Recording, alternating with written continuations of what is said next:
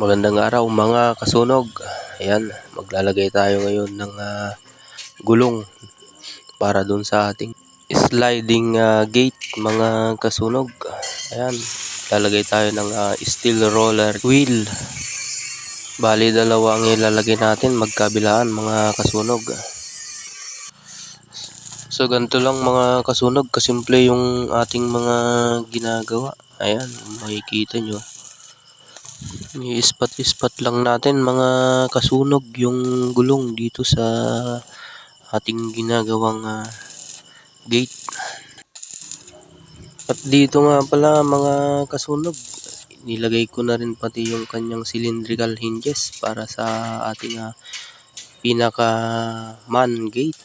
Ayan, yung daanan ng tao kahit nakasara yung pinaka main gate niya, meron siyang lusutan pa rin na maliit na pintuan. Yan mga kasunog ang ginagawa natin ngayon. At testing natin kung tama ba yung ginawa natin, kung hindi siya baliktad o baka natatanggal. So yan, nakikita nyo naman, maayos naman yung pagkakalagay natin dyan mga kasunog. So yun lang mga kasunog. At maraming salamat sa panonood.